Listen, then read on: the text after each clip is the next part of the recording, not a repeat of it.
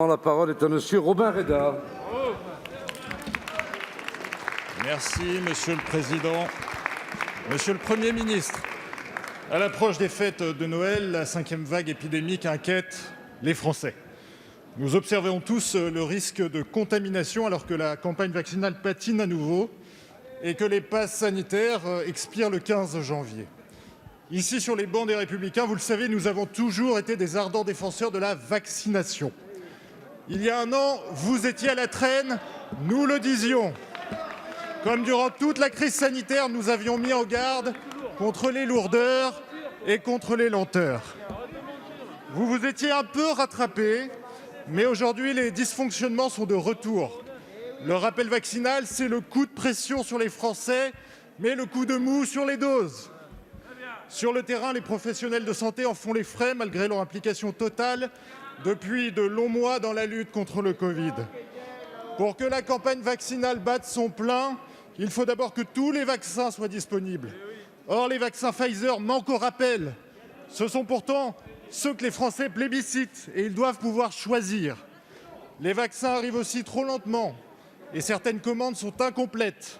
Résultat, la file d'attente s'allonge, les risques augmentent, le nombre de vaccinés est encore trop faible.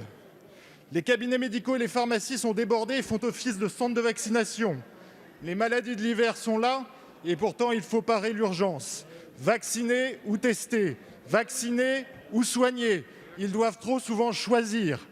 Les vaccinodromes tiennent grâce à la force de nos collectivités locales, de nos maires, et il manque le soutien de l'État. Ne grippons pas la machine vaccinale au moment où nous en avons le plus besoin. Hier soir, dans votre allocution, Monsieur le Premier ministre, les réponses ont manqué. Quand et comment comptez-vous accélérer vraiment la campagne de vaccination pour tous les Français en attente de leur rappel? Merci. La parole est à Monsieur Gabriel Attal, secrétaire d'État, porte-parole du gouvernement. Merci Monsieur le Président, Mesdames et Messieurs les députés, Monsieur le député Robin Reda. Les Français sont fatigués de l'épidémie. Ça fait plus de 18 mois que nous vivons avec ce virus. Il y a une lassitude. Je pense que les Français sont aussi épuisés des donneurs de leçons, de ceux qui expliquent en permanence qu'ils auraient tout fait mieux que tout le monde, des monsieur et madame je sais tout. La deuxième chose que je veux dire, c'est que vous avez indiqué que votre famille politique a toujours été une ardente défenseuse de la vaccination. On ne vous a pas beaucoup entendu cet été quand il fallait défendre le pass sanitaire et la vaccination généralisée. Quand des gens défilaient dans la rue et assimilaient la vaccination à l'étoile jaune, on n'a pas beaucoup entendu de soutien de la part des oppositions pour défendre la vaccination. La troisième chose, c'est que vous dites que la campagne de rappel patine. Mais quel irrespect pour tous nos professionnels de santé qui réalisent chaque jour des records de vaccination, de rappel.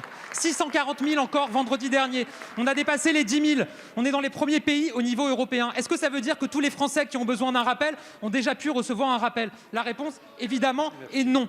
Il y a 7 millions de Français qui ont déjà pris rendez-vous d'ici à la fin du mois de décembre. Ce qu'a annoncé le Premier ministre hier avec Olivier Véran, c'est qu'on rajoute 8 millions de créneaux de vaccination d'ici à début janvier. Ce qui veut dire qu'en plus des 10 millions et demi de Français qui ont reçu leur rappel, il y en a 15 millions qui recevront un rappel d'ici à début janvier et ça va continuer à monter en puissance parce que nous avons les doses, nous avons les centres et nous en rouvrons 200 centres qui ont déjà rouvert depuis une semaine, ils continuent à rouvrir.